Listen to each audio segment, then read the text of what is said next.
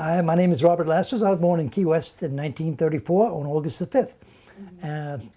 Like I say, born and raised here, educated in the public schools, Harris Elementary School, on to the annex on United Street, and back to what is now Glen Archer Elementary School. Used to be our Key West High School on the corner of United and White.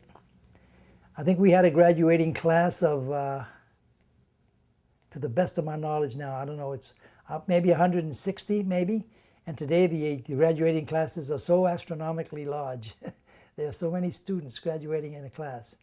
I remember paying $20 for my class ring in 1954.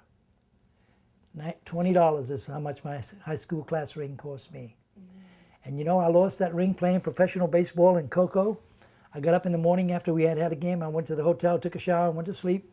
Got up in the morning, took another shower, went to wash my face to shave, and I left the soap in the dish. And when I picked up the soap, my ring came off my finger, but I left the razor in there, and it cut my finger, and I lost my ring and went down the drain at the Indian River Hotel, at the Rockledge Hotel in Cocoa, Florida. And again, like I said, I worked in the milk truck. I relieved a very popular person in Key West, Papo Quesada. He used to have that job before me. I was a junior, and I worked my junior and senior year. And used to get up at 2 in the morning. My mother, God rest her soul, used to wake me up. I'd get up, get something to eat, and Mr. Lopez, Nilo Lopez, who was another historian in himself, wrote a lot of books here in Key West. Very good personal friend of mine. We always kept in touch through the years, and I was very close to him when he died. His son Ernest, I used to take him to the batting cage when he was a little boy. And when Ernest got sick with cancer, he died. He was 8 years old, and that devastated him and his wife, Onelia. And she died before Nilo. I think she died 2 years before Nilo. And then Nilo, they loved each other so much that he missed her so much that he actually wanted to die. And those are my sentiments, because I used to see him. I used to pick him up and take him to the graveyard to visit his wife. He would sit there for hours. I'd go to Five Brothers and get some coffee or sandwiches and come back, and we'd sit there and chat, thinking about the old days. And his wife's grave was there, his son Ernest was there, and we'd talk. And lo and behold, Nilo got sick. He just went down and down and down. And Wendy Tucker, who was a local writer in the Key West Citizen, she lived next door to Nilo Lopez on Seidenberg Avenue. She also kept in very close touch with him. And well, Nilo died, and it's you know, a tremendous amount of knowledge went with him when he left Key West. He wrote some books. I'm sure his sister just passed away too. I don't know who has them. Maybe Wendy Tucker has some of that history. Nilo wrote a couple of books. In getting back to delivering milk, I used to get up at 2 in the morning with Nilo Lopez, go to the Adams Dairy on Seidenberg, load up the milk truck, and start going door to door, driving. Pick up the empty bottles, put the bottle. I could tell you what everybody on the route used to get until for many years later. I see them on the street, and I tell them what kind of milk they used to get. And there's a funny story that goes with that, because one day Miss Marion Stark was my English teacher at Key West High School. Now remember, Key West High School was on United and White. That's now the Glen Archer Elementary. That was our high school. She was my English teacher, and I fell asleep in her class. And Mr. Glen Archer, my dear friend, who later on became superintendent of schools, he used to sit right in back of me, but I fell asleep. And Miss Stark woke me up, and when I woke up, she was standing right over me, and she was saying, "Mr. Lastres, do you sleep at home?" And I said, "Yes, ma'am, I do, but then, you know, I got to work." She said, "What do you mean? Where do you work? You got to sleep. Where do you work?" And I remember it so clearly, Marcela. My answer to her was, "Miss Stark, in the morning when you get up and go to your Mexican wrought iron patio where you have your tables and Mexican wrought iron tables with marble on top and your red brick out there, and you notice 2 quarts of homogenized milk, and it wasn't no cow that put that there, that was me." She said, "You're my milkman." I said, "Yes, I am, every day except Sunday. Saturday we double up for Sundays." "Oh, that's why I fell asleep in your class." But that was the only time I fell asleep in your class. I must have been very tired. She says, "Well, we'll overlook it this time." But Mr. Archer, who later became principal and assistant superintendent of school, he laughed so hard I thought he was going to have a fit. He was sitting the whole class busted out laughing. I told her that story, and it's a true story. So I went to school, graduated. What about your paper route? Oh, my paper route. I used to go from just downtown, business to business, telling people on the streets. And every now and then, but there was a lot of times I would get lucky and open the door to the bar room, and the sailor would come on and say, "How many papers you got there, kid?" I'd say 30 or 40. And then they were a nickel a piece. He said, "I'll buy them all." Put the money in my pocket. I give him say, "You want the change?" "No, keep the change back." Like 40 papers at 5 cents a piece. That's $2. You know, I take $2 and the tip out of the 5, and 3 was mine. That was a tip. And that happened 2 or 3 times in my paper route. So I was making pretty good change in my pocket. But that's a true story. They were very kind-hearted people. They took care of, I guess I do the same as an adult. I helped kids, like you see a kid, give me 1, give me 2. Girl Scout cookies, how many you want? Give me 5, give me 10. How much are they? $2, give me 10. Here's $20. You try to help it. But how old were you when you were doing the paper route? I was 13, 14. And I was 16, going on 17. Yeah, when I finished with the milk truck in my junior and senior year, working in the milk truck. And tell me about your neighborhood when you were a kid. Okay, my neighborhood, Johnny Vidal. We had some good neighbors. The Vidal family, the Ovidi family, the Signorelli family. Good people. They used to sit on the porch and chat every night. And we had there's a whistle about Key West that some people say my dad invented it, but I've heard it. I used to hear it from other fathers. If we were out playing, well, we ate supper at 6 o'clock at my house sharp. Food was on the table at 6 o'clock sharp. And my dad stood on the porch and whistled. And you better be within hearing distance of that whistle, because if you wasn't, you're going to be in trouble. Because when you hear that whistle, you come home, you go into the bathroom, you wash your hands, you wash your face, and you sit to the table until it's time to eat.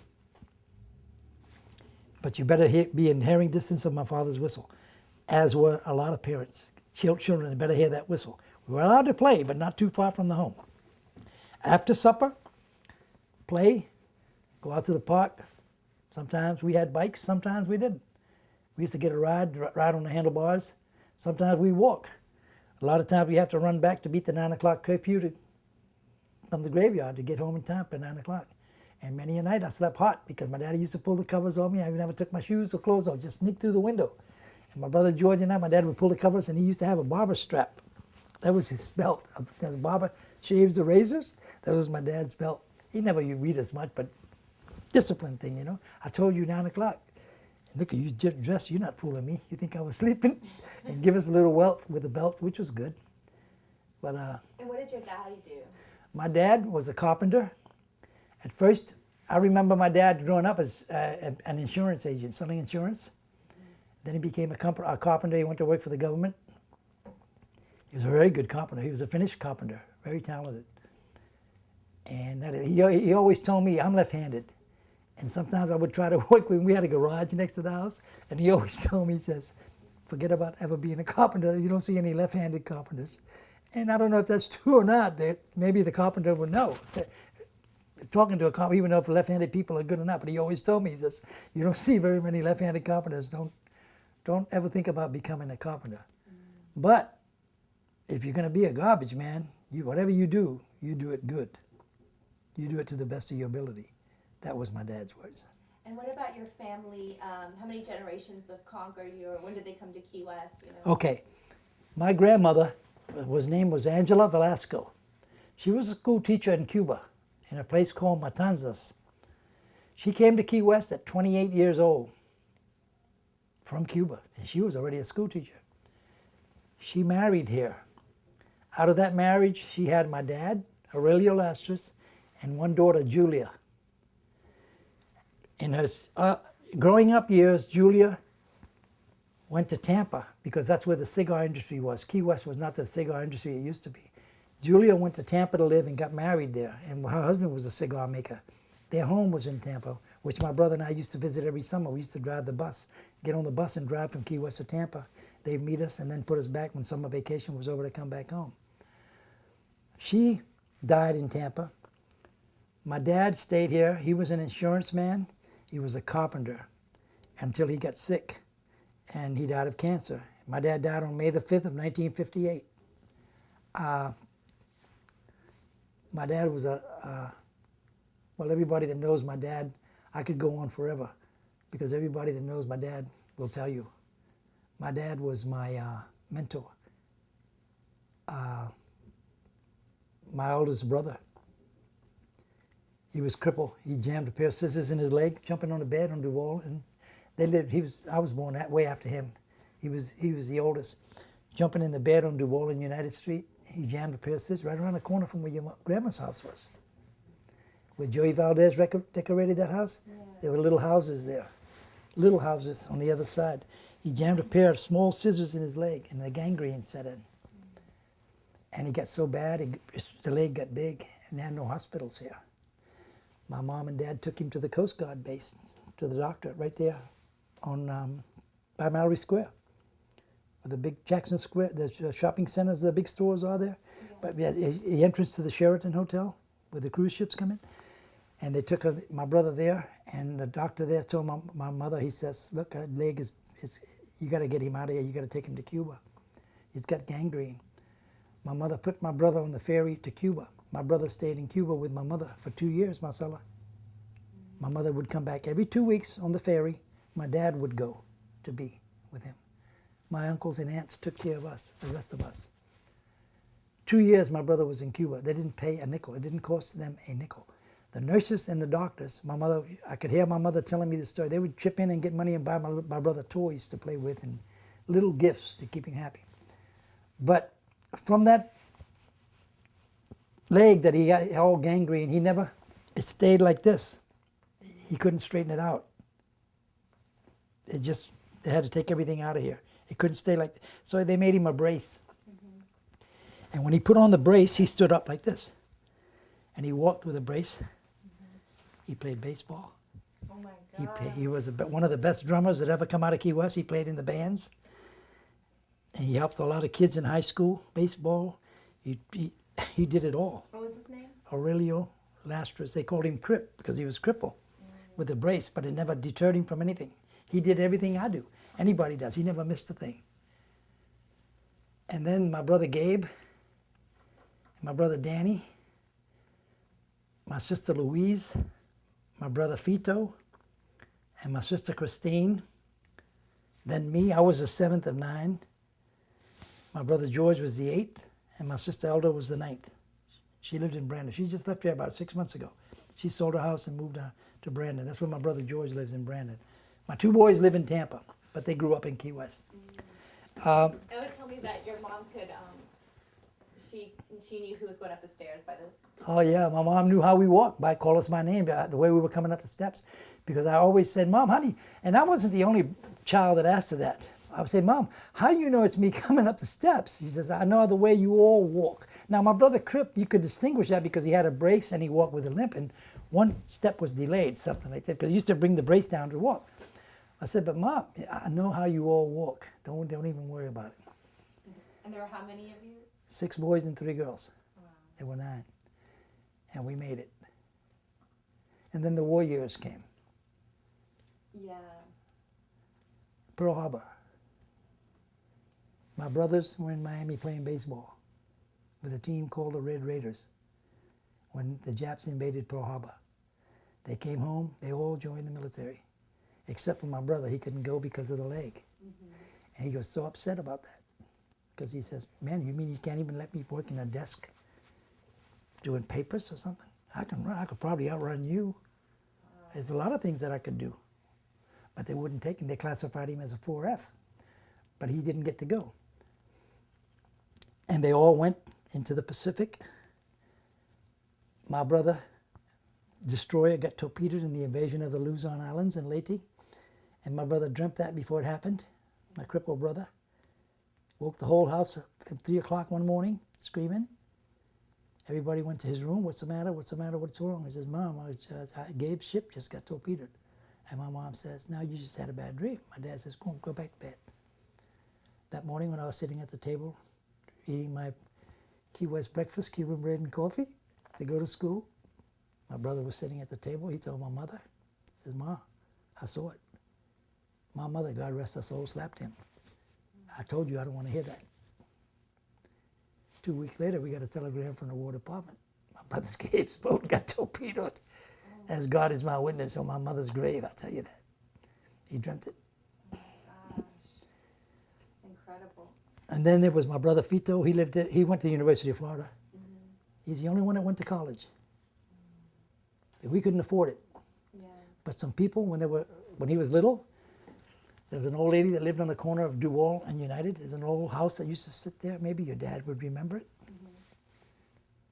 And Mr. Frank and Miss Pierce, they took a liking to my brother Fito. And the old lady, her feet were like this. She had to walk like this. But she always sat in a rocking chair.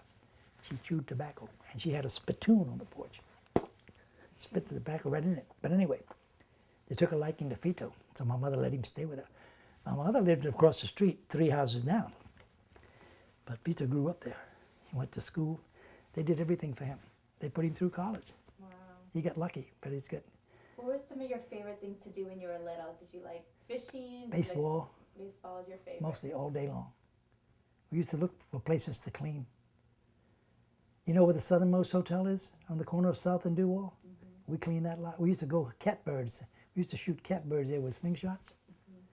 Big, you know where the Santiago's have the guest house, the Gatto house? No. All that was vacant lot with cork trees and all that. There was nothing there. There was nothing there. We used to play through all that. And when you were in high school, where did you like to go? Or? We go to Jimmy's Drive-In, like you know the Happy Days, the series with the Fonz and all that. There was a drive-in where the Universal Cleaners is on 5th and Flagler. That was Jimmy's Drive-In. Jimmy Yacarino, his son still lives on Flagler at the house. And we used to go there, get foot-long hot dogs, shakes that he called cement shakes, and the jukebox playing inside. And you know, it's just like it was in the 50s, you know, exactly the only thing different here.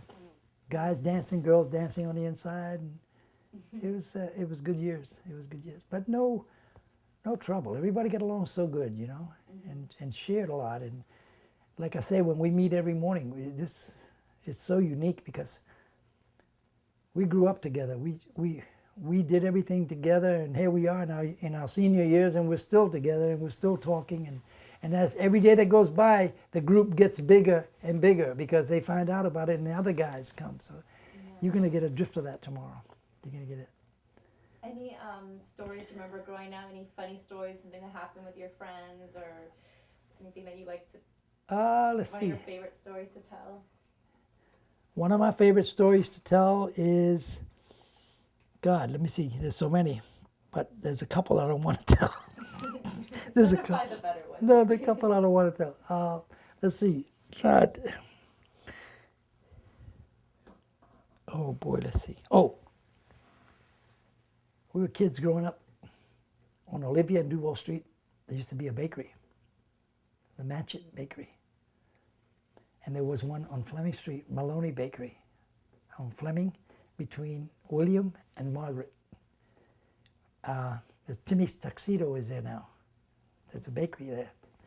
And every time they did the baking, they'd put the pastry outside in racks to cool down. Not all the way outside, but partially outside by the back door. Need I say anymore? He used to go by there and grab one, somebody grab a roll, but then they got caught. Oh, brother. They call the police. Oh, my God. But that's, you know, we just kind of played tricks on each other, you know. Somebody be playing, sitting on the porch talking, get a book of matches, put a match on his foot, give him a hot foot. God, I would really have to think about that one, Marcela. There's so many things we used to do. But we never had no problem. Nobody ever fought with each other. We used to get along with the black people. We used to play baseball in Blacktown every week. We get on our bicycles and ride down to Fort Village, and they'd come on our side and play, and we'd play each other. Till today, we're very good friends. We see each other at the Conch baseball games, some of the black guys that we grew up with, and others, because it was well knit. Key West is still knit that way because of the locals that are still here, that are the true Conchs that are still here, you know. Yeah.